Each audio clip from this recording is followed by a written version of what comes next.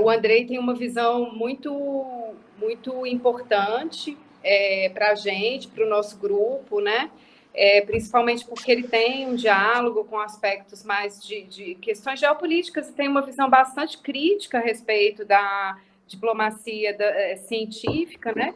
Mas sem deixar de lado a contribuição que ela pode fazer para melhorar o nível de conhecimento científico dos países em desenvolvimento nessas agendas internacionais, né? Inclusive a década das Nações Unidas para a Ciência Oceânica. O André é assessor na nossa pesquisa em oceanos, que a gente está começando agora, né? Como base para a conversa de hoje, a Carol também, a quem eu agradeço muito, que está agora fazendo mestrado com a gente, né? E acabou de conseguir, inclusive, Andrei, uma bolsa da Fundação Konrad Adenauer, né? Ela está desenvolvendo trabalhos sobre esse mapeamento de ciência e tecnologia oceânicas aqui em Santa Catarina.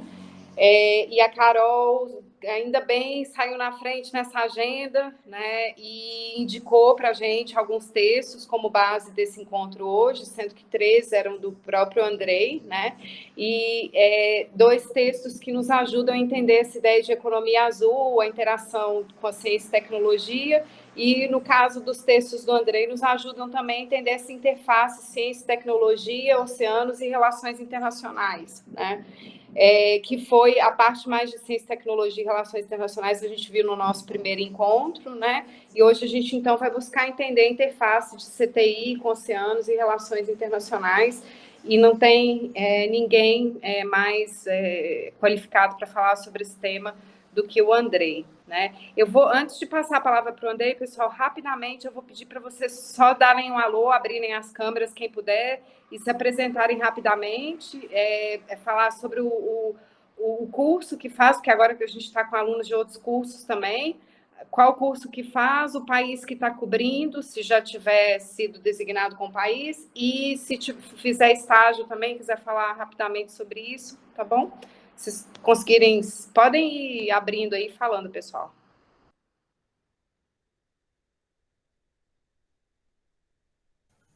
Bom, então, pode ir, Ana Clara. Então, eu faço biologia, eu acho que eu sou uma das únicas aqui, e eu acho muito legal compartilhar esse conhecimento entre relações internacionais e biologia. E eu estou cobrindo Portugal, que pelo que eu vi uma referência em relação aos oceanos.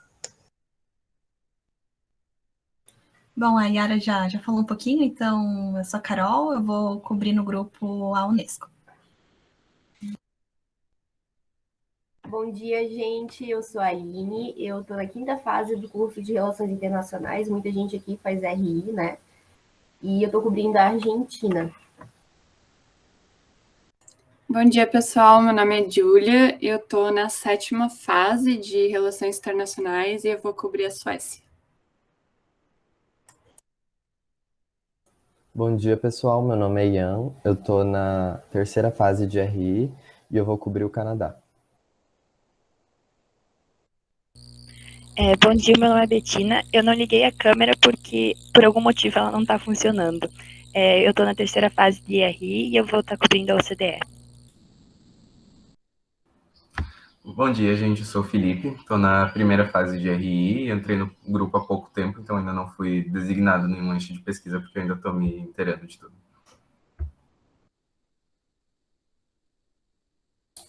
Oi, bom dia. Meu nome é Vitória, eu faço Direito e estou cobrindo a Austrália.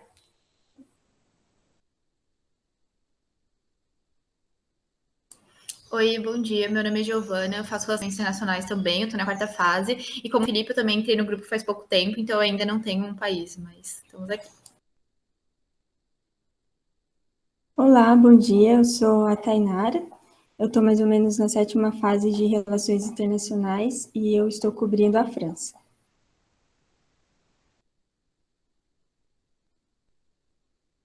Bom dia, meu nome é Gabriele, eu estou na 5ª fase de Relações Internacionais e eu vou cobrir a Espanha. Bom dia a todos, meu nome é Zander Martins, eu estou na 2ª fase de Relações Internacionais e eu vou cobrir o Brasil.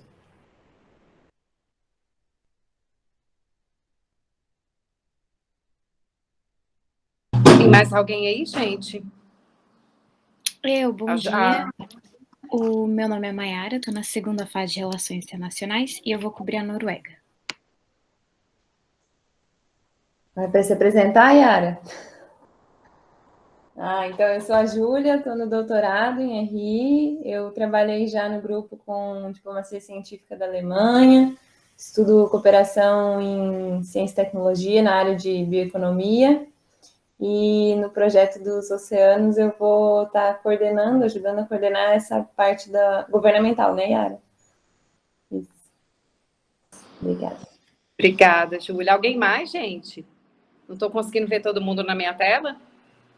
Então, tá bom. Então, vou passar a palavra para o Andrei. Andrei, obrigada novamente. O Andrei vai fazer uma exposição sobre o tema dele, de pesquisa. Ele está fazendo doutorado na World Maritime, que chama? Maritime, sei lá como é que fala, desculpa. University, na Suécia, né, que é um instituto de referência na área, e vai apresentar a pesquisa dele para a gente. Depois a gente pode fazer umas perguntas. O Andrei tem hora, né, mais ou menos 11h15 no horário do Brasil, um pouco antes ele tem que sair. E aí depois a gente continua a nossa reunião para discutir os próximos passos da pesquisa, tá bom? Obrigada, Andrei. Eu te agradeço, Yara. Oi, gente, tudo bem? Eu tenho uma pergunta antes de começar. O que diabos é uma fase? É o semestre? É período.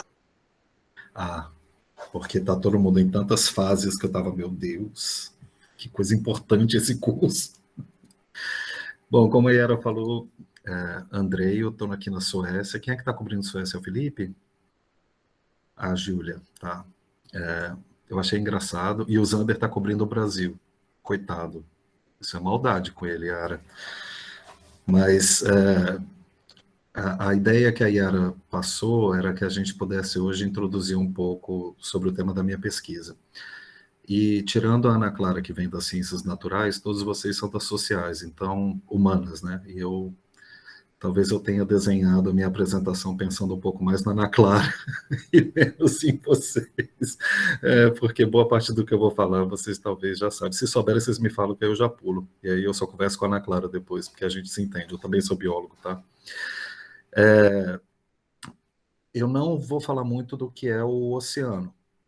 Se alguém tiver alguma dúvida, por favor, levante, porque eu acho que esse é descobrir o oceano faz parte do caminho de cada um. Então, se eu puder ajudar de alguma forma, vocês me avisem, porque eu sou um completo e total apaixonado por ele.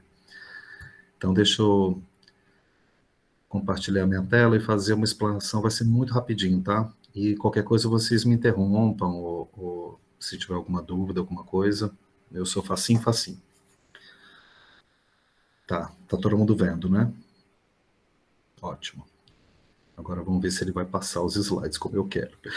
Então, eu estou fazendo meu doutorado aqui na WMU, a World Maritime University, que é uma universidade vinculada à ONU, a Organização Marítima Internacional, IMO, e ela é de caráter interdisciplinar, etc., mas ninguém aqui conhece o tema. E eu sou uma criatura estranha, porque além de eu estar transicionando entre as ciências naturais e sociais e ter passado um tempo como burocrata no meio, eu também estou lidando com um tema que as pessoas ainda não conhecem, né, que é a diplomacia científica no oceano.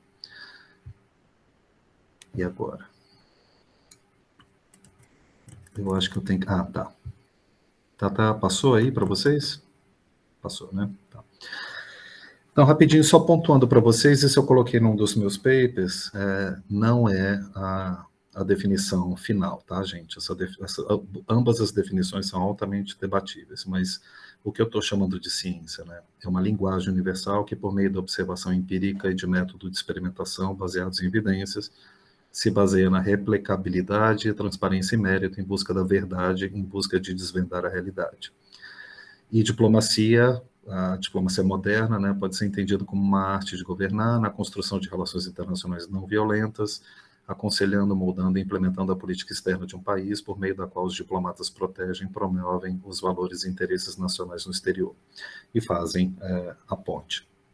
Por que eu coloco o papel dos diplomatas? Porque eu acho que isso tudo que eu vou falar hoje, ele é, ao fim e ao cabo, baseado em pessoas, tá? Nem em ciência, nem em diplomacia, são instituições per se, né, mas são percepções da realidade social. Então, nesse caso, o que é o papel da ciência na política? A ciência ela facilita a comunicação e a cooperação à medida que os cientistas procuram maneiras de comparar os resultados ao longo do tempo e espaço para compreender a realidade e os fenômenos socioecológicos. A ciência é geralmente percebida pela sociedade como apolítica e isenta de valores, né? Uma busca por evidências que iluminem o nosso conhecimento. Então, é como se a ciência fosse a fonte de toda a verdade, de toda a luz, né? E apesar do importante debate na academia sobre as bases políticas da ciência, essa percepção pública de que a ciência é apolítica promove a ciência como uma fonte confiável, né, de conhecimento.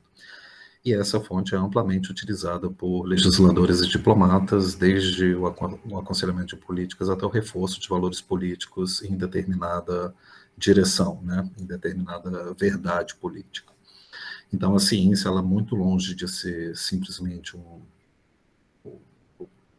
dono do a dona do conhecimento, a dona da verdade, ela é mais um ator social, especialmente utilizada na tomada de decisão, seja ela individual, eu resolvo me cuidar com corona porque eu ouvi que o corona é transmissível, porque os pesquisadores me disseram que lá era transmissível, até o ponto de um país inteiro tomar atitudes como lockdown e etc. Né? Então, isso tudo é baseado no conhecimento científico disponível que a gente tem.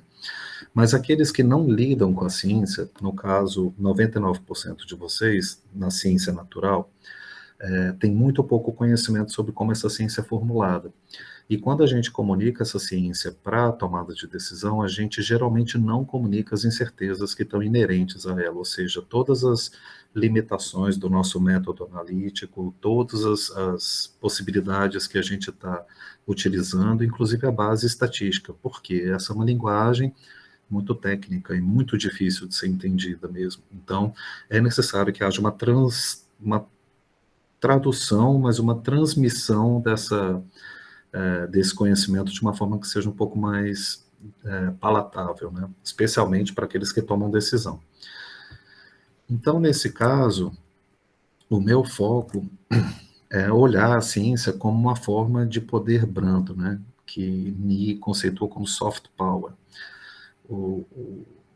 E o que seriam, né, na verdade, os poderes duros, né? Os hard powers, só para a gente comparar. São os poderes coercitivos, né, como a força militar e as sanções comerciais. Então, a ciência seria um poder brando, uma forma de você seduzir e aproximar países, né, convidando ao diálogo baseado nas evidências científicas, né, e não em posições políticas ou valores sociais. É como se a gente, assumindo que a ciência fosse sem partido, né, vamos colocar assim, sem viés político, a gente assume que ela vai estar sempre falando de um lugar de fala que é correto, né, que é em busca da verdade, que é isento, é isso, que é isento. Então, a gente pressupõe com isso que a ciência é uma fonte de verdade. Os cientistas são seres apolíticos, eles não têm posição, eles não têm valores sociais inerentes ao fazer ciência deles, né, eles têm como cidadão, mas não exatamente como cientista. A gente também assume que a linguagem científica é universal e ela é baseada num idôneo método científico, que é a prova de falha ou é a prova de contestação, né, social. E a ciência também facilita a cooperação e o entendimento mútuo, né? Então, foi com base em assumir esse tipo de pressupostos, isso, que o desenvolvimento da diplomacia científica começou a surgir na academia. Mas o que é que eu estou chamando de diplomacia científica? O estudo da influência das ciências nas relações internacionais e vice-versa. Isso inclui tudo e qualquer coisa, né? Então, é um tema ainda muito recente, ele começou a ser cunhado em 2010 e muito criticado, né? E ele vai de alho a bugalho, né? Ele pega tudo. Então, ele é um termo muito utilizado hoje pela política, né, para promover a cooperação científica, aproximar os países e obter respostas para benefício social, ou seja, corona, mudanças climáticas, poluição no oceano, etc. Isso tudo são desafios sociais que a gente precisa, de certa forma, endereçar por meio da pesquisa. E a pesquisa em diplomacia científica em si, na academia, tem mostrado as forçantes políticas e sociais que permeiam a área, né?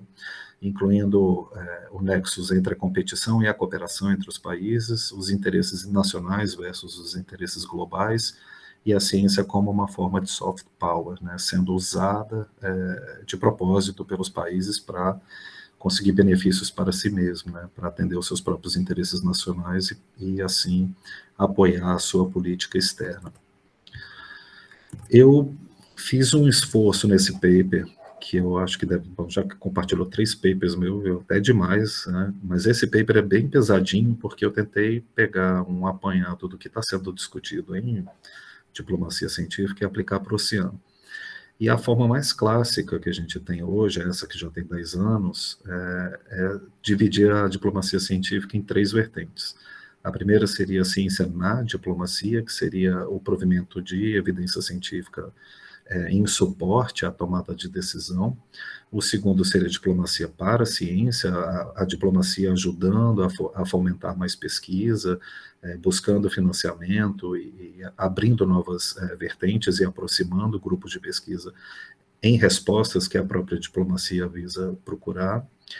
E a ciência para a diplomacia, que é quando a ciência é usada para aproximar países, quando ela se torna uma forma de relação não conflituosa, apesar de poderem existir relações conflituosas entre os países em outras áreas, né? Então, a ciência, nesse jeito, ela é vista como uma forma de abrir um diálogo, né, que antes não seria possível caso não tivesse pesquisa conjunta, né?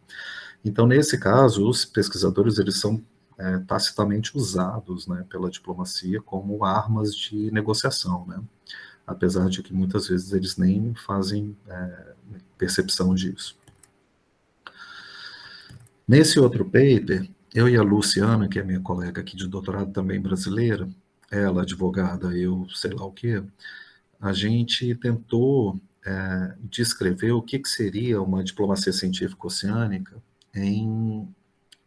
em apoio à transferência de tecnologia marinha na América Latina e no Caribe. Por que a gente fez isso? Porque a transferência de tecnologia marinha é, no maior caso dos países da Latin America e Caribbean, a única solução para desenvolver sua própria pesquisa oceânica, porque não tem navio, porque não tem equipamento de pesquisa, não tem capacidade, não tem gente. Então, você faz o mecanismo de transferência de tecnologia. Esse quadrozinho à direita de vocês mostra tudo que a COI é a Comissão Oceanográfica Intergovernamental da Unesco. Eu acho que a Carol que pegou a Unesco, né? Pobrezinha.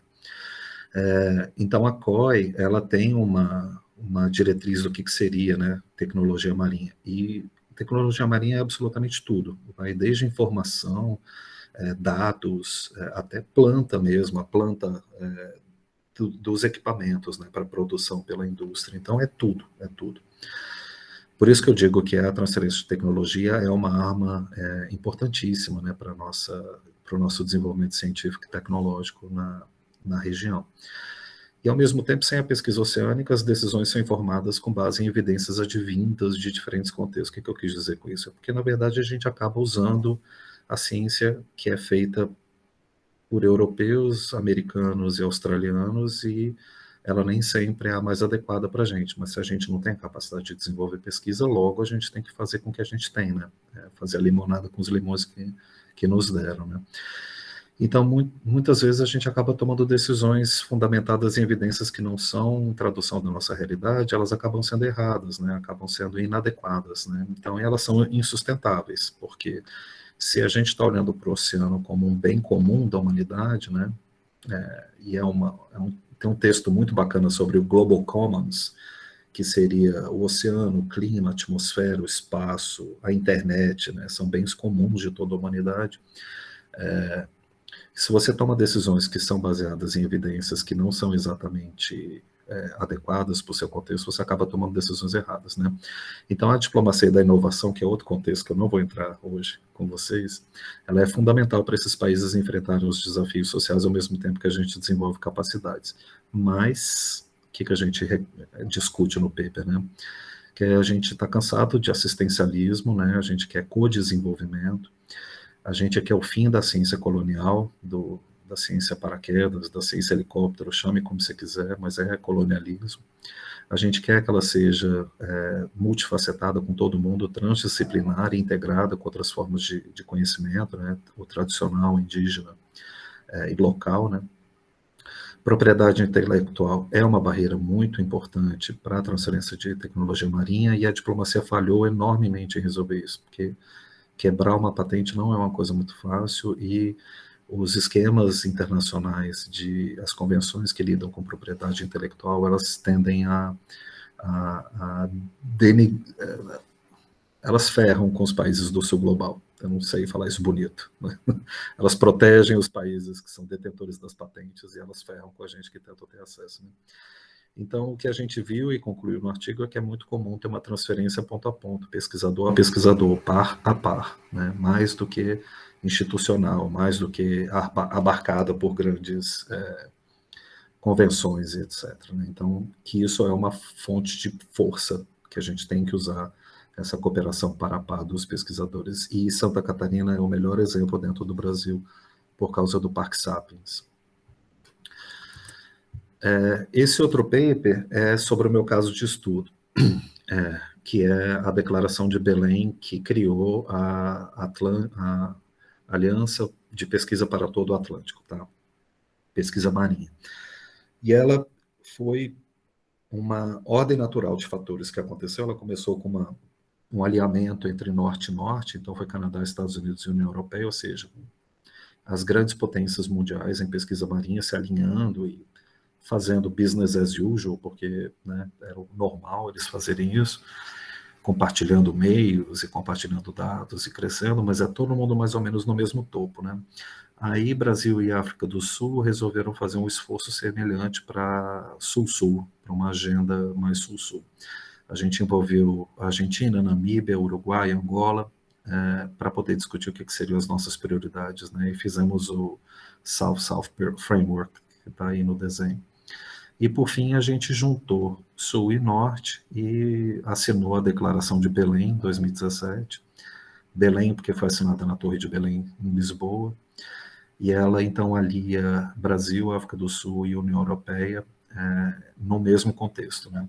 Então, nesse paper, a gente analisou quais eram os interesses dos envolvidos, né, os interesses nacionais dos envolvidos, e também o que eram os imperativos, né, quais eram as forças que estavam levando um processo e por que o momento agora é tão importante.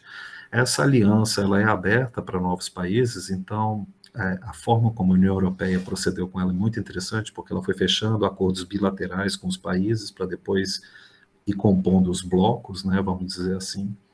E agora ela fechou bilaterais com a Argentina, Cabo Verde e Marrocos, né? Então a gente meio que incorporou esses países, mesmo eles não tendo assinado a Declaração de Belém, e Estados Unidos e Canadá começaram a ficar animados. Então, assim, está crescendo essa aliança de polo a polo, e eu acho que vai ser muito interessante ver como que ela vai se desenvolver no contexto do próximo slide.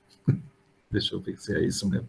Ah, não. Então, um dos resultados dessa aliança foi o financiamento de projetos com dinheiro europeu. O Brasil não era elegível para receber dinheiro europeu pelo programa de fomento deles, né? Mas por causa da diplomacia científica e por causa dos acordos que a gente fez, abriu-se uma exceção para os editais específicos para o fomento dessa aliança. Então, um desses projetos se chama Mission Atlantic, e a ideia dele é fazer uma abordagem ecossistêmica integrada de toda a bacia do Atlântico, né? Então, é um negócio gigantesco, né?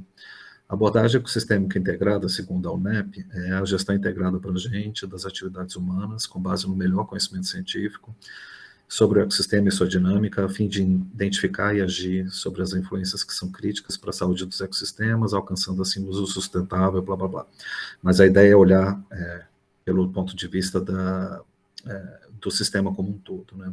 Isso é muito difícil, especialmente porque a gente está olhando para a bacia toda do Atlântico, né? Então, a gente está usando esse projeto com a pergunta, já que a abordagem ecossistêmica integrada ela é multiescalar, né? Ela acontece do local para a bacia inteira, como será que a diplomacia científica pode facilitar esse processo? Ou será que pelo diálogo entre os pesquisadores desenvolvendo esse projeto, a gente alavanca uma diplomacia científica na região, sabe? Então, duas formas de olhar, né?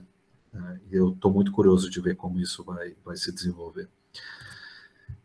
E assim, agora sim, esse slide, né? A gente está na década do oceano para o desenvolvimento sustentável, década da ciência oceânica para o desenvolvimento sustentável, de 2021 a 2030, que tem como mote principal a ciência que precisamos para o oceano, o que queremos, é tudo muito bonito, né? Essa década foi aprovada pela Assembleia Geral da ONU em 2017 e ela começou esse ano. E é muito interessante ver, ela tem 7 objetivos, né, de forma geral, todos eles muito impactantes, etc. Mas é interessante ver que ela não menciona diplomacia científica, mas ela é resultado direto de um processo de diplomacia científica, porque ela foi informada pelas evidências científicas da sua necessidade, e ao longo do processo todo de estabelecer um plano de implementação e etc., foi a pesquisa que forneceu os subsídios para as negociações diplomáticas, né? E ela coloca mesmo dentre os imperativos dela que ela quer trabalhar junto para o bem comum no verdadeiro espírito do multilateralismo, né? Então ela está literalmente falando de diplomacia científica. E a década, junto com a Aliança de Todo o Atlântico, são meus estudos de caso, é o escopo do meu doutorado. Mas a diplomacia científica no oceano, ela permeia tudo e a todos, né? Então, eu publiquei um paper junto com os colegas oceanógrafos sobre poluição, né, no Atlântico Sul, quais são as perspectivas sulistas que nós temos sobre isso, e obviamente que a diplomacia científica entrou como uma ferramenta forte para tentar resolver os problemas de capacidades que a gente tem, né, especialmente para um problema tão sério como é o de poluição. E quando eu digo poluição, não é só plástico, tá? A gente está falando de poluição muito mais séria, no nosso caso, como, por exemplo, a falta de tratamento de esgoto no Brasil inteiro. Por outro lado, também, a gente publicou 30 e tantos autores, fizemos um apanhado do que são os sistemas de observação costeira que a gente tem no Brasil, e são muitos. E observação costeira é você ter sistemas automáticos que coletam dados numa sequência de tempo sobre temperatura da água, velocidade do vento, ondas, maré, etc., né?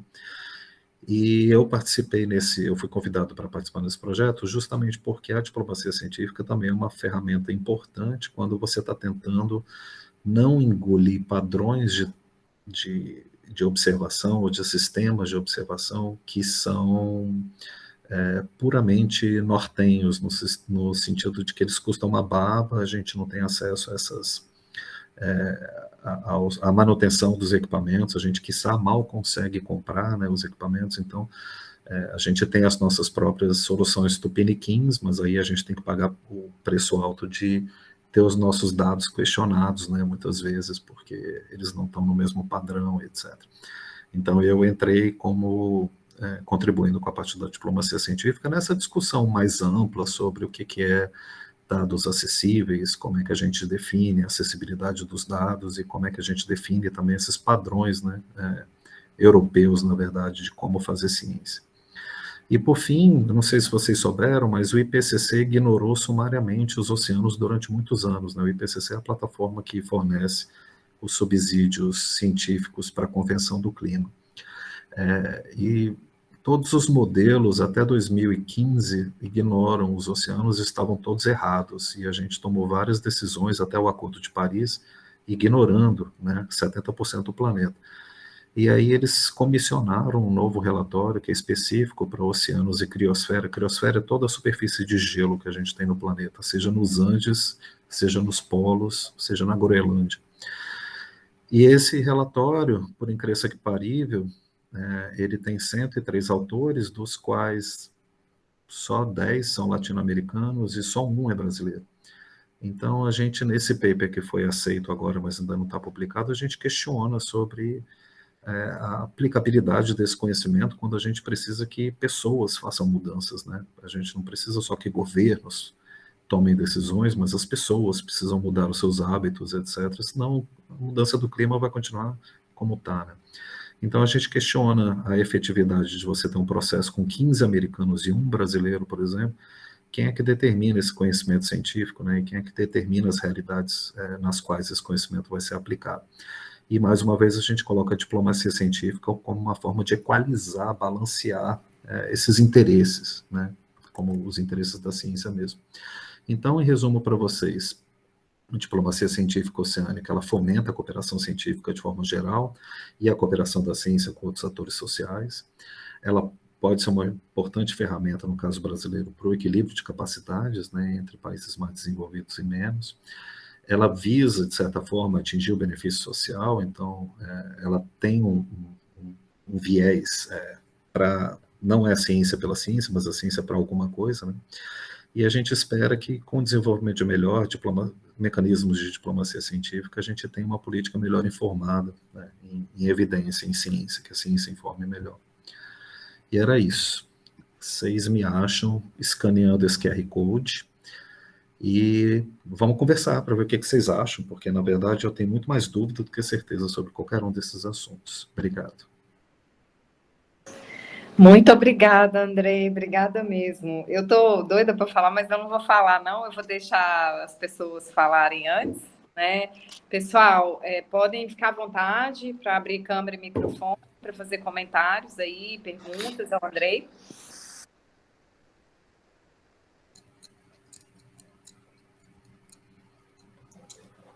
Ninguém tem nada para perguntar, impressionante. Isso aí, também. Manda.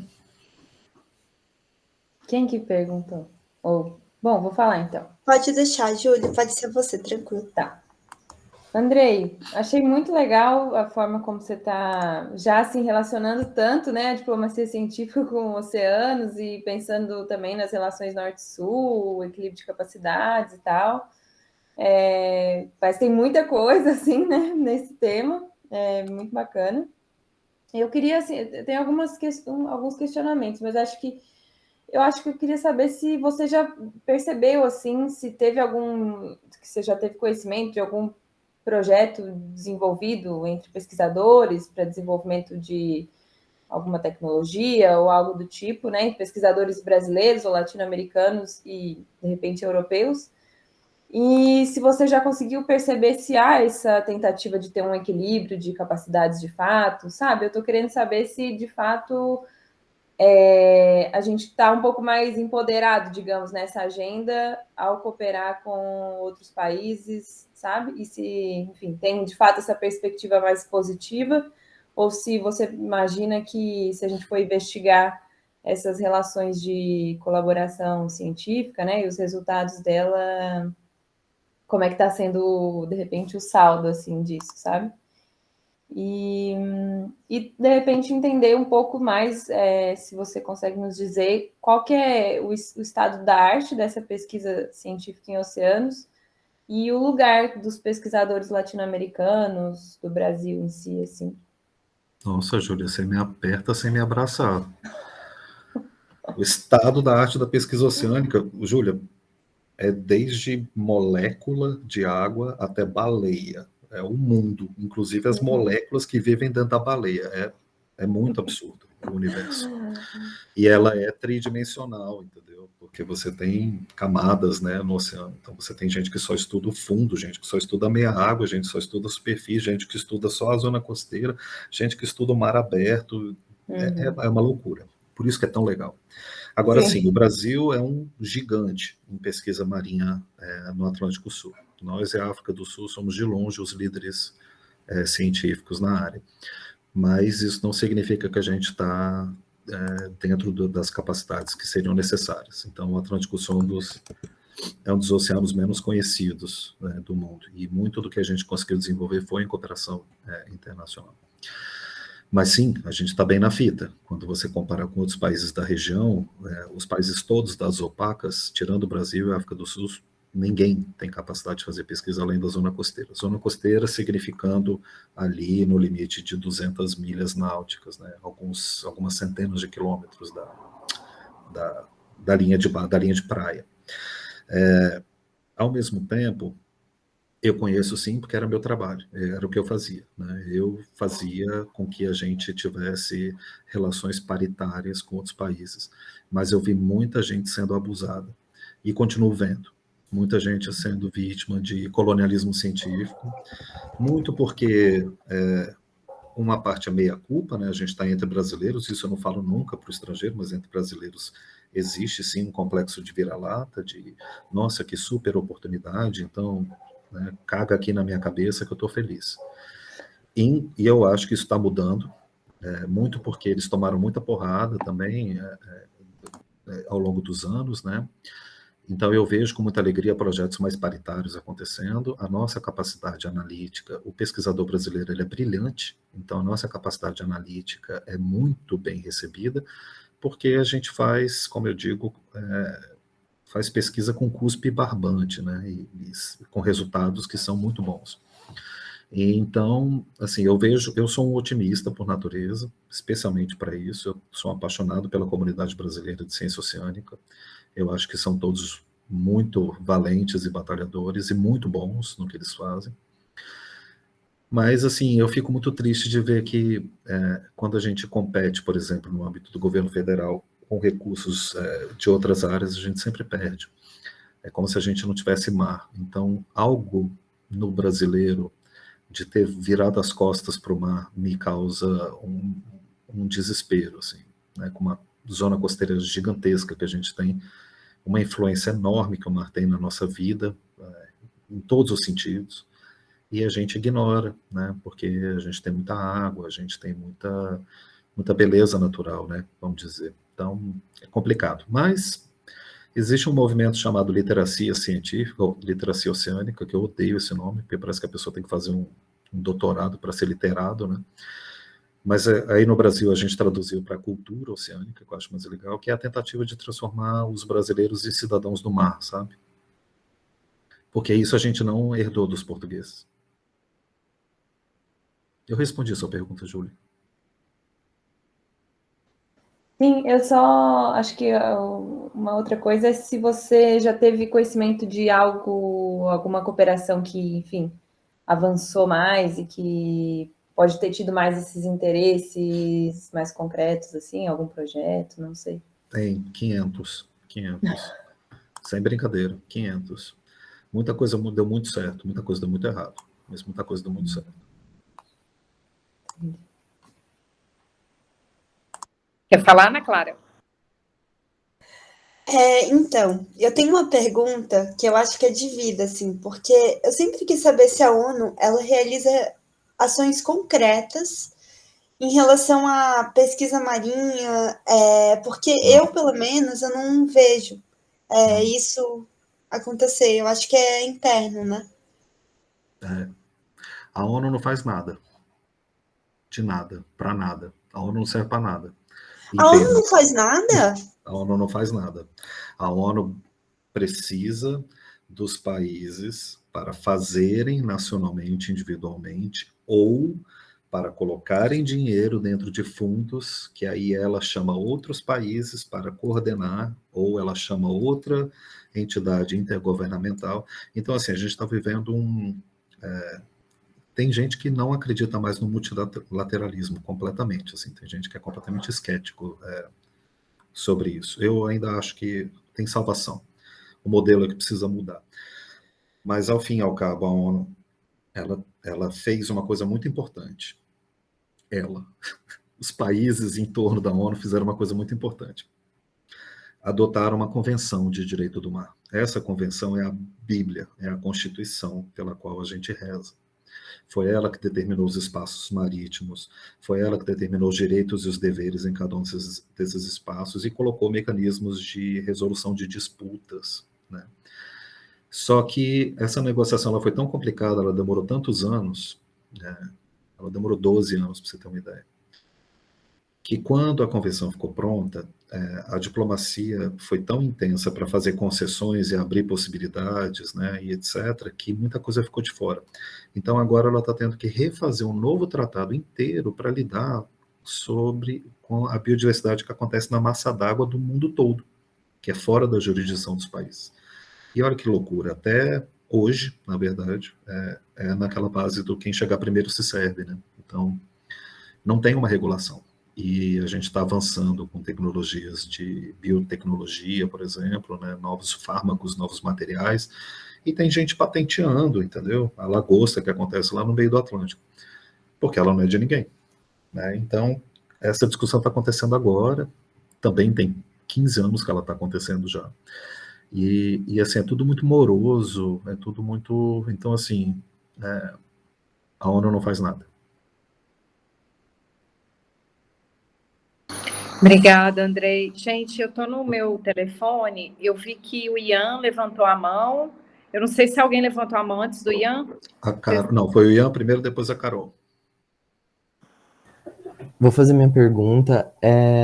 Então, Andrei, a gente vê que esse tema assim, ele é de extrema importância, inclusive de uma urgência, né, a gente tratar dele, mas, infelizmente, aqui no Brasil, com o governo atual, a gente nota um descaso de muitos temas, e inclusive desse tema. Isso acontece em outros países? Você enxerga que outros governos, eles priorizam esse tema em questão de cooperações, ou em ações práticas? Claro. Tudo depende, né? Então, eu vou te dar alguns exemplos. Primeiro que eu discordo de você. O Brasil, apesar do que vocês estão vivendo hoje, e eu me solidarizo com vocês, a gente acabou de abrir um edital para criar um Instituto Nacional de Pesquisa Marinha. Então, eu discordo. A gente está avançando. Esse instituto, a gente tem pensado nele desde 2013, uma demanda da própria comunidade científica. Financiamento caiu, tem vários projetos acabando, a crise é muito séria, mas a gente nunca deixou de prestar atenção. E a outra coisa é que a gente tem uma comissão interministerial no Brasil, que pouquíssimos, raríssimos países têm, que é uma mesa de negociação intragoverno, tá? Mas pelo menos é um lugar onde você senta todo mundo, Minas e Energia com meio ambiente, agricultura com turismo, entendeu? Senta todo mundo para discutir assuntos marinhos e chegar a soluções. Então, eu acho isso é uma força nacional que a gente tem, e ela não foi desfeita nesse governo, tá? Ela continua em pé. Então, assim, para outros países, você tem um exemplo clássico das CIDs, né, das ilhas pequenas, meu Deus, países insulares, países e ilhas pequenas, né? Que elas, assim, o território oceânico desses países é maior, chega a ser 4 vezes o tamanho do território terrestre, para você ter uma ideia. Então, para esses países, o oceano passa a ser uma vertente muito clara de sobrevivência, né? Eles precisam do oceano, como nós também, mas eles veem isso muito mais claramente. Então, foi por causa das CIDs que a gente teve, por exemplo, o ODS 14, porque ninguém queria aprovar um ODS para o oceano. Mas as CIDs conseguiram, foram lá na ONU, batalharam e conseguiram. Elas levantaram essa bandeira, né? E elas conseguiram fazer. Muitos países têm muitas políticas públicas direcionadas ao oceano. E maior parte deles é porque eles reconhecem no mar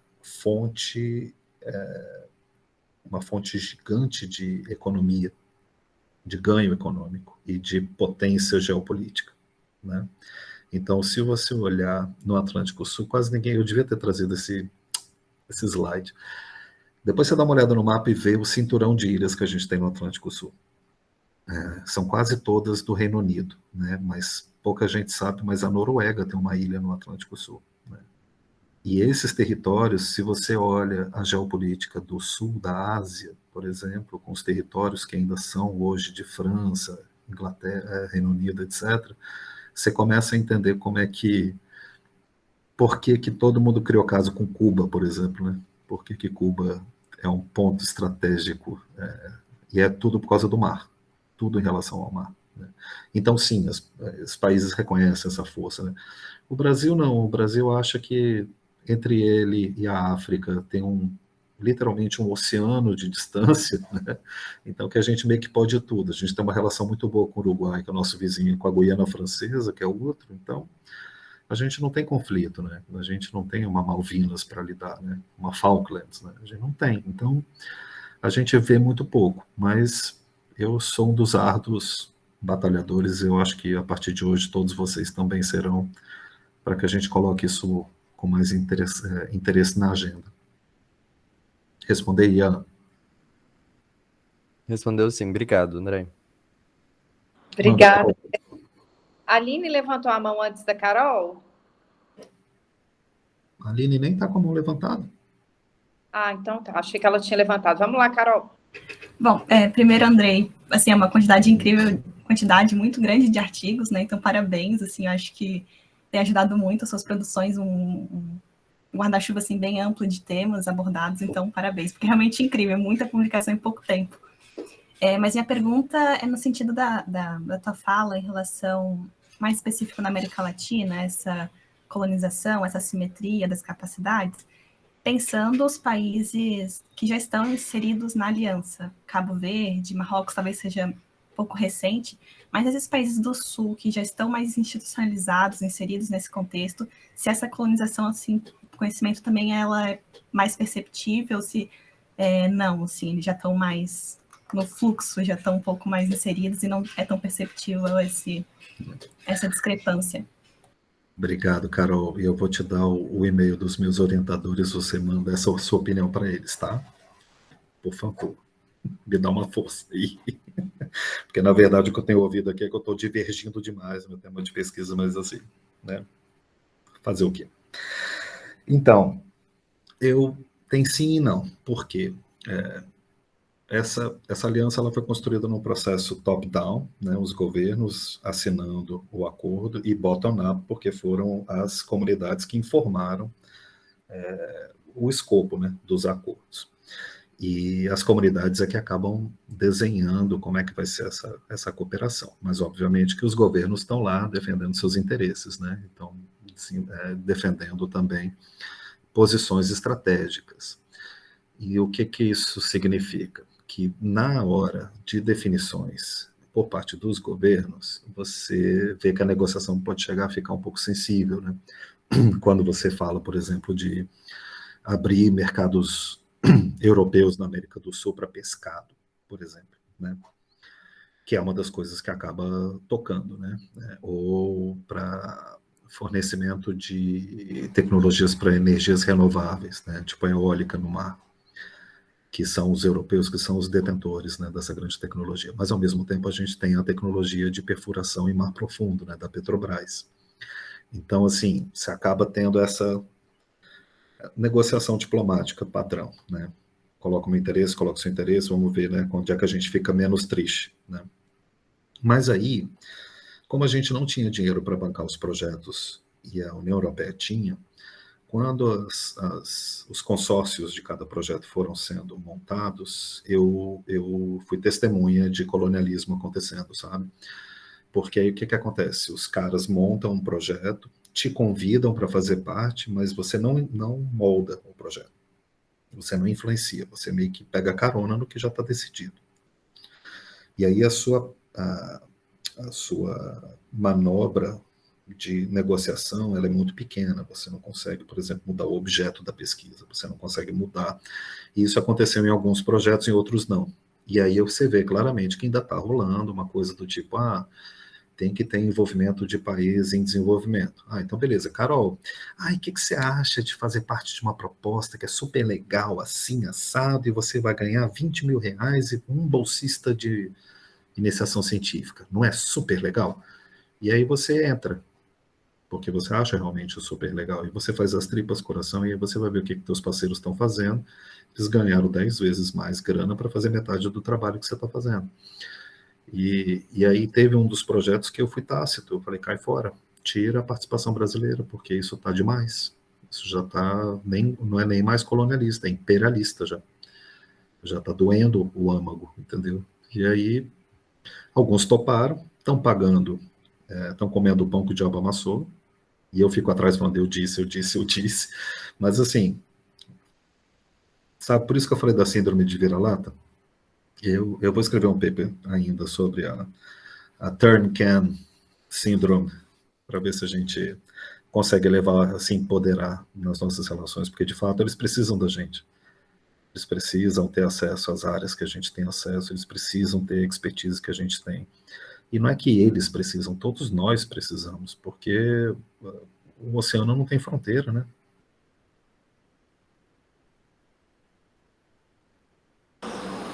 Fica à vontade, Júlia.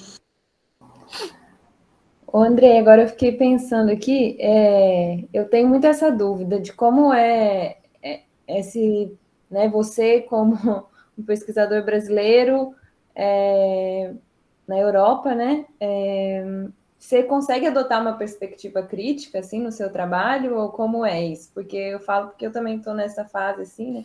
E ao invés dos oceanos, eu estou tratando de bioeconomia, que também é um assunto que está aí, né, bombando, mas, assim, fico nessa, de tentar querer mostrar algo que talvez não vai ser muito legal de mostrar. E, enfim, querendo ir para fora também, né, então... Eu faço assim, né? Vai fazer o quê, né? Me contratou, agora é tarde demais, né? Porque eles têm esse discursinho de a liberdade, o pensar filosófico. Né? Aí eu uso isso contra eles. Eu falo, então, a liberdade. Entendi. Mas e para a proposição enfim, de um projeto, de uma... Né? Quando eu propus o projeto, porque você também tem essa coisa, né? A academia, ela gosta muito de uma perspectiva desafiadora. E se você basear usar os próprios argumentos dos nortenhos contra eles mesmos, causa uma falha na Matrix. E é muito legal ver isso acontecer ao vivo. Você vê que ninguém dá uma... Então, assim, eu, por exemplo, agora comecei a entender mais sobre filosofia da ciência, né? Tive que estudar isso. E tive que estudar também a parte de epistemologia, ontologia, etc. E eu ali vi muito claramente processos que são muito ligados ao pós-colonialismo, ao feminismo, né, a teoria do feminismo, etc., e que acontecem assim, diariamente na minha cara, esfregado para quem quiser ver. E quando eu vou discutir isso, por exemplo, com os meus pares, eu já tive duas situações. A primeira de eu ter sido acusado de está reforçando uma visão já batida, tipo, o mundo já não é mais assim, né? Todo mundo já tem capacidade, você está falando o quê? E ao mesmo tempo, e aí quando eu contra-argumentei, eu fui mal criado, né? E aí eu ganhei um senta lá, Cláudia. E ao mesmo tempo eu também já fui capaz de mostrar por A mais B que as decisões que estavam sendo tomadas dentro do meu projeto, de outros projetos, elas eram, de certa forma, colonialistas, porque elas partiam do pressuposto de que as pessoas entendiam uma coisa que elas não fazem a mínima ideia. E aí, quando eu mostrei que elas não faziam a mínima ideia, isso, pelas teorias que eles mesmos defendem, doeu, mas deu certo. Entendi.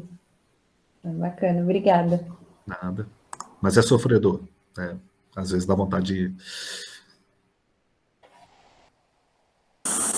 É uma luta mesmo. Mas acho que você consegue fazer isso bem, né, Andrei? Acho que a Júlia está meio preocupada também com a sombra do futuro, né?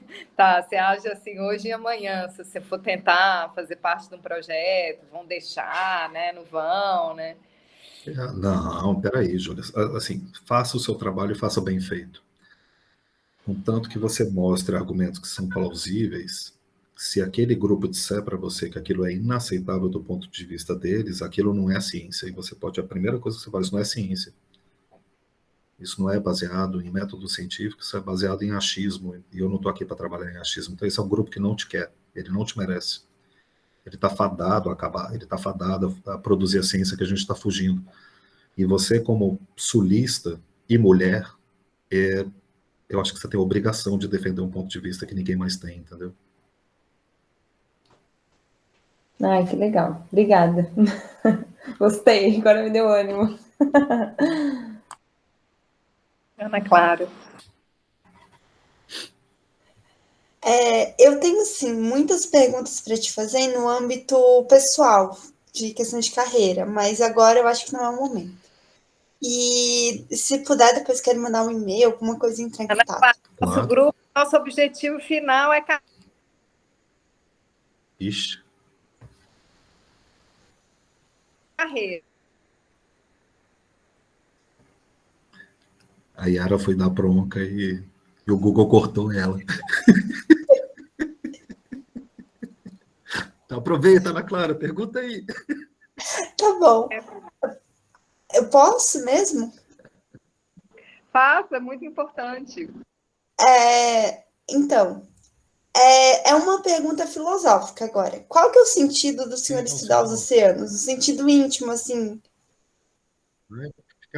Ai, tá, desculpa, você. É que meus pais me ensinaram, mas você, então. Qual o sentido de eu estudar o oceano? Então, Ana Clara, eu trabalhava com drosófila do cerrado e trabalhava com ecologia evolutiva. E quando eu passei no concurso para o CNPq, estavam precisando de um biólogo que falasse inglês. Era simples assim, entendeu? E eu era um biólogo e falava inglês. Aí me jogaram no Programa Antártico Brasileiro. Eu nem sabia que a gente tinha um Programa Antártico, para você ter ideia. E eu caí de amores e me encontrei. Me encontrei em termos de carreira, porque eu adorei a formulação de políticas públicas, a influência que a formulação dessas políticas pode aceder no cidadão comum, inclusive, e pode melhorar o nosso país. Então, eu me tornei um ufanista e eu nem sabia. E eu naturalmente caí no mar. E a Antártica e o mar, eles têm esse mosquitinho que depois que te pica, não tem volta. Porque é muito fascinante. É tudo muito fascinante. Tudo que você sabe sobre ambientes terrestres está errado quando você olha para o mar. Tudo que você sabe sobre governança, regulamentação, tudo, monitoramento no ambiente terrestre não se aplica ao mar. Então, assim, é um tesão estudar o mar. É uma coisa de louco. Eu não entendi por quê. O que tem a ver? É a última pergunta, vou deixar mais pessoas. Por que é essa questão do ambiente terrestre e ambiente marinho? O que tem essa divergência que eu não entendi? Assim, pensa numa floresta. Você sabe que a floresta tem estratos, né? E cada estrato da floresta tem um ecossistema singular. Então, você tem da base da floresta até o topo das árvores, estratos acontecendo. Agora, você olha para o mar. No mar, você também tem esses estratos acontecendo. E esses estratos chegam a 6 quilômetros, em alguns pontos do planeta, a 11 quilômetros de profundidade. E aí você está tendo que discutir a preservação de uma espécie de mico, que acontece no estrato X da floresta. Do ponto de vista governamental, ambiental, você vai proteger o estrato inteiro, porque, afinal de contas, você vai fazer uma área protegida que vai começar do chão e vai pegar até o ar, né? No mar não funciona assim. As pessoas olham a superfície do mar, mas elas poucas vezes vão para fundo. Um exemplo disso é a própria convenção. A convenção olhou para a superfície, olhou para o solo e subsolo do mar, mas esqueceu a água. Esses 11 quilômetros de água. Então, você ter que discutir esses 11 quilômetros de água significa, por exemplo, você discutir na ONU, uma reunião às 2h, discutindo se a lagosta, quando está no chão, se ela entra no regime da área, e se ela pula, ela está no regime do BBNJ. Entendeu? E quem informa se a lagosta pula ou não pula é um pesquisador, coitado, está no canto da sala, sem ar-condicionado, sem tradução, morrendo de fome, sem saber o que está acontecendo ali. E aí você tem a Rússia falando, não, a lagosta, porque eu uso ela, eu ganho dinheiro com ela, a lagosta vive no fundo, porque o fundo já está regulamentado, já existe uma agência com sede na Jamaica que cuida disso. Aí vem a China, que quer ganhar dinheiro com a lagosta, mas ainda não ganha, e fala, não, a lagosta pula. Então ela está na água e a gente está aqui para resolver como é que a gente vai pescar e usar ela. Isso vai. Piora, tá, no mar, por quê? Muitos organismos marinhos, eles têm estágios de vida no qual uma parte da vida deles acontece no fundo e outra parte acontece nadando. Então você não pode chegar e falar, eu quero proteger a esponja tal. Porque a esponja tal, quando ela está fixa no recife de coral, ótimo, né? Você entende direitinho. Mas quando ela solta os esporos e ela passa mais da metade da vida planando por aí, já não entra mais no regime. Isso é um exemplo. Um pequenino exemplo de como não dá para a gente pegar uma coisa que acontece na Terra e aplicar diretamente ao mar, entendeu? É tudo diferente. E o mar também tem essa questão de não ter jurisdição, né, André? Eu falo assim, a Terra acho que está sempre sob a soberania de algum país, né? O mar é mais sujeito a isso aí que você está falando, né? Cada país usando um acordo que lhe favorece, né? Dentro do que ele tem de capacidade de exploração. Tem uma coisa muito interessante, se vocês me derem 5 segundos, vai falando comigo que eu quero mostrar para vocês, porque isso aqui vocês vão pirar. Porque não é só o mar, tem também a Antártica, a internet, né? Tem alguns outros espaços que são esses Global Commons, que eles são sensacionais, assim, dá um tesão acadêmico enorme trabalhar com eles. Mas eu quero mostrar isso aqui para vocês, ó. Isso aqui isso saiu ano passado, finalzinho do ano passado.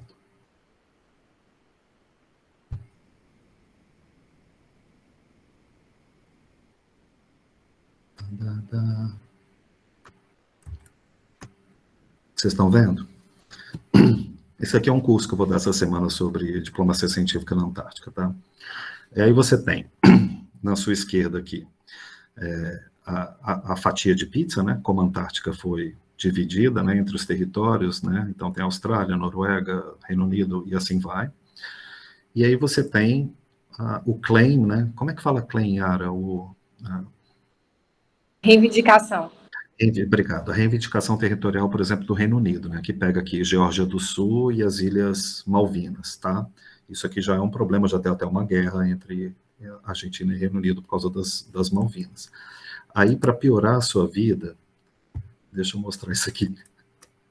Isso aqui é um mapa dos territórios argentinos, tá? Espaços marítimos argentinos que a Argentina aprovou no legislativo deles, na Câmara deles, e está distribuindo nas escolas. Vocês veem uma semelhança entre as áreas que a Argentina diz que são delas e as áreas que estão no Reino Unido? Entendeu? Isso é uma loucura. Uma loucura, uma loucura.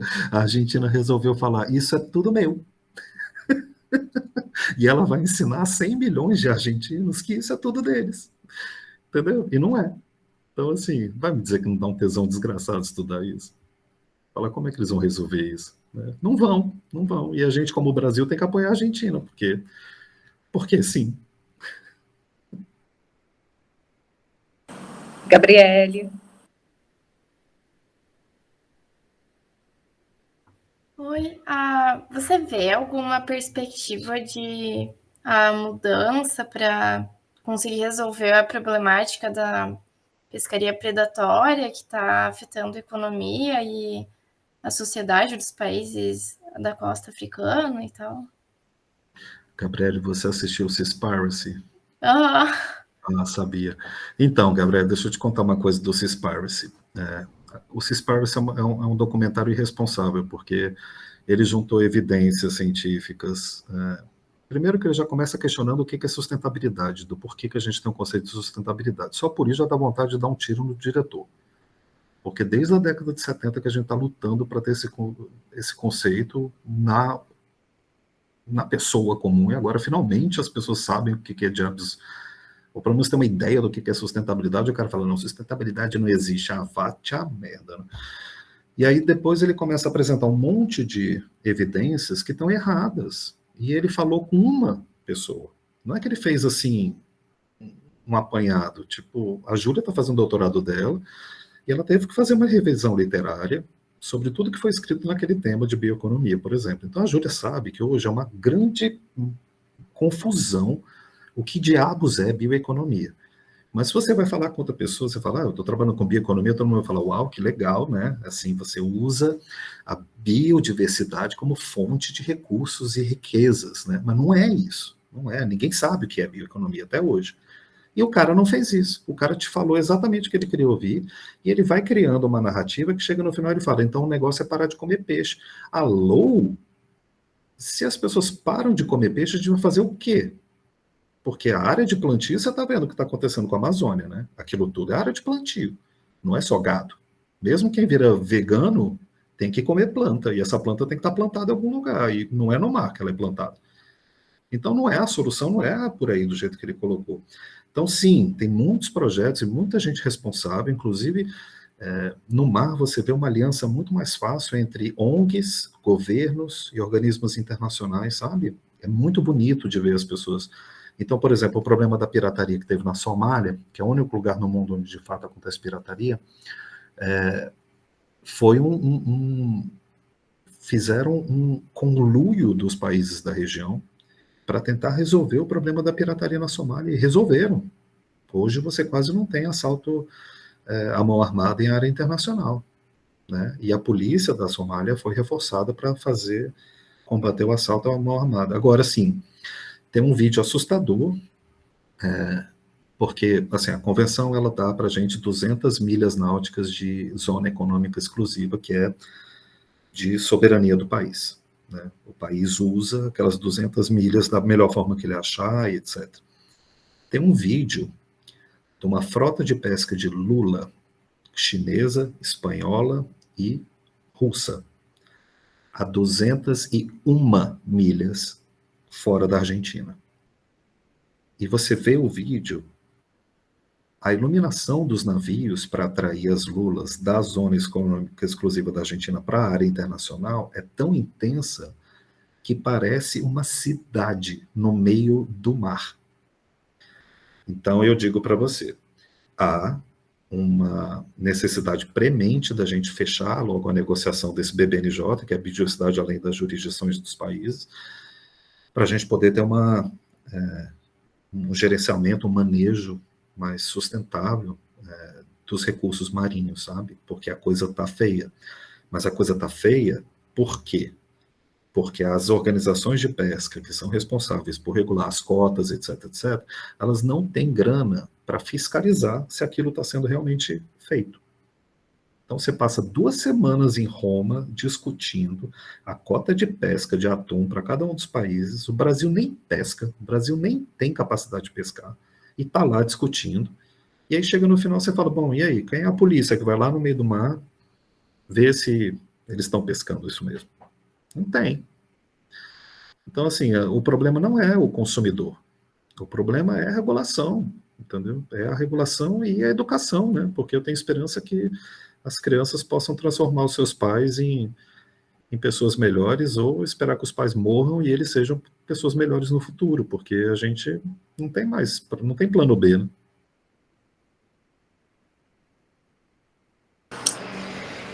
Uau! Andrei, eu queria só te fazer 2 perguntas rápidas, eu sei que você já tem que sair. Sobre essa questão do regime de propriedade intelectual, nessa necessidade que a gente tem de se afirmar como parceiros no co-desenvolvimento de tecnologia, não seria mais interessante a gente aceitar o regime, Andrei, justamente para os outros países quererem fazer parceria com a gente, porque o fato, né, de não respeitar a propriedade intelectual acaba colocando a gente numa posição de rogue state, né, estado delinquente, assim, com o qual não se pode fazer parcerias, né? E eu tenho percebido que esse regime, a adesão do Brasil a esse regime tem evoluído. A gente tem um personagem importante na UFSC, que é o professor Pimentel, no INPE, né? Ele esteve lá liderando a UFSC, que tem participado disso, né? A Tainara trabalhava na Sinova aqui. E eu tenho percebido que, eu não estudo isso, mas eu tenho percebido que depois que o Brasil já começou esse movimento de adesão, que a gente começou a ter uns tipos de acordos assim, internacionais, até envolvendo empresa, com mais compartilhamento de tecnologia, sabe? Então, assim, por mais que a gente não concorde, a gente sabe todos os problemas da propriedade intelectual, essa questão de movimentar escritório de advocacia. Na verdade, até quem estuda inovação fala que isso vai perder, está perdendo e vai perder relevância, porque a velocidade da inovação é tão grande que não tem nem por que se proteger. Você já vai fazer um negócio novo e dali a pouco não importa se outra pessoa pegou seu conhecimento, porque você já está desenvolvendo outra coisa, né? Mas, assim, o que você acha disso, assim, dessa coisa mais chapa branca, com o objetivo de conseguir mais parceiros e tal? E a outra coisa, um comentário rápido sobre esse negócio de sistema de vigilância. Todo mundo fica falando disso agora, cooperação para sistema de vigilância, porque a gente precisa preservar o meio ambiente, mas, nossa, sistema de vigilância é uma forma de vigilância também, né? Então, assim, não tem a ver só com o meio ambiente, né? Todo esse discurso internacional de que a gente precisa de tecnologias de vigilância marítima para a questão ambiental tem um fundo geopolítico e econômico, né, também. Valeu, Yara. Deixa eu começar pela propriedade intelectual. Então, isso é uma discussão que a gente vai ter que sentar um dia ao vivo e a cores e tomar um chopp, porque eu tenho visões conflitantes. Eu acho que no âmbito bilateral, propriedade intelectual é muito importante, inclusive, para dar essa confiança que você falou e dar essa segurança de poder fazer parcerias que funcionem, inclusive para avançar na negociação dos elementos de transferência de tecnologia. Então, você vê Brasil e Suécia com a história da Embraer, dos caças, isso tem funcionado direito e foi um regime de propriedade intelectual negociado. Então, eu parto do pressuposto que o combinado não sai caro. Então, você combina de antemão e leva. Não é que a gente é uma China que sai quebrando patente depois e copiando, não, a gente geralmente é muito bonzinho nesse sentido. Mas, ao mesmo tempo, para a gente avançar, especialmente quando você fala de bens públicos globais, a pandemia, por exemplo, não era para ter patente de vacina. Não era. Né? Não era para a gente ter patente, por exemplo, de sistemas de amostragem marinha. E tem. E tanto tem, e isso acaba resultando para a gente num problema tão grande que para a gente pagar a manutenção dos equipamentos, a gente paga a passagem, a diária e o serviço do técnico. Então a empresa não arca nem com a passagem do cara, entendeu? Então a gente paga tudo. Então para trocar um plug de uma tomada, e a gente não pode fazer nós mesmos, apesar da gente ter essa capacidade, porque a gente perde a garantia do equipamento, o equipamento precisa ser calibrado. Então assim, eu acho que é caso a caso, sabe? Especialmente para infraestrutura de pesquisa. Eu acho que a infraestrutura de pesquisa tinha que ser tida como um bem global e ela não deveria ter patente AROL, mas eu concordo contigo. Quando eu converso com o pessoal da diplomacia da inovação, a gente tem brigas homéricas sobre regime de patentes e eles acham realmente que isso não... Mas eu já acho que não, acho que regime de patente é uma coisa que só tem que combinar. E eu estou olhando muito mais pelos órgãos intergovernamentais, então eu olho muito mais, pelo menos pela WIPO, pela World Trade Organization, que eles têm regime de propriedade intelectual, e eles falam sobre transferência de tecnologia, eles falam sobre balancear, né, equilibrar as capacidades, só que eles não fazem nada. É igual a Unesco, também não faz nada, então a gente fica, né, tem que fazer, e vamos fazer. Mas é até difícil, porque fulaninho quer, ciclaninho não quer. Então, tem uma hora que a diplomacia me dá no saco, e essa é uma dessas, sabe? Que assim, você chega e fala, não pode ser tão difícil. Agora, qualquer outra pergunta, Yara? Eu me perdi. Sobre as dimensões geopolíticas e econômicas desse sistema de salvar o mundo e o meio ambiente. Então, primeiro a gente tem que fazer uma distinção. A gente geralmente fala no ambiente marinho e no terrestre também, a gente fala de sistemas de observação. Sistemas de observação não são de vigilância. Então você tem lá variáveis físicas, químicas e biológicas que são continuamente monitoradas. Mas isso é tipo informação basilar que a gente precisa para poder fazer qualquer plano de manejo.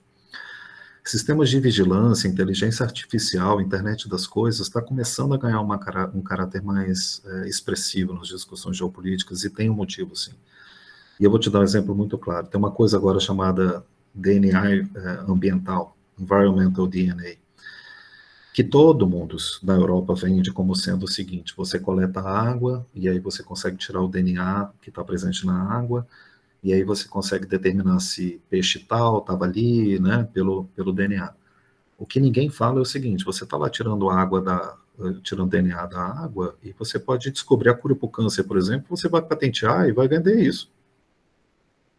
Então eu também quero participar dessa brincadeira de sequenciar genes, entendeu? Porque assim, tem máquinas, os dinamarqueses e os ingleses desenvolveram um instrumento novo, que a máquina suga a água do fundo do mar, filtra os organismos que acontecem ali, sequencia o genoma desses organismos e manda por satélite a informação para o laboratório. O cara não tem a mínima ideia de qual planária é aquele genoma.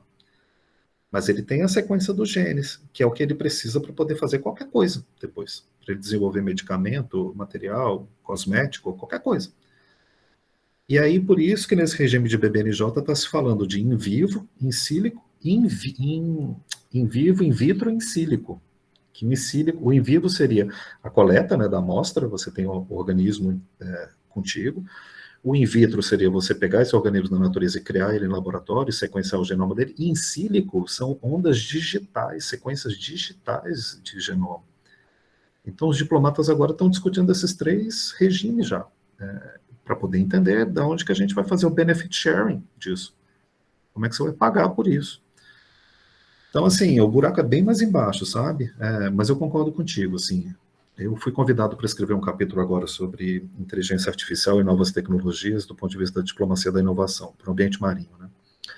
E eu vou sentar o sarrafo nessa visão mais igualitária do que seria necessário, né? Se a gente quer avançar como humanidade nisso, a gente tem que começar a pensar nisso de forma mais responsável e consciente. Andrei, muito obrigada. Obrigada mesmo. Você conseguiu fazer as pessoas falarem. É porque normalmente a gente está sempre à distância, né? E aí, enfim, o pessoal tem mais dificuldade para participar, mas obrigada mesmo. Graças E já vieram aqui me chamar.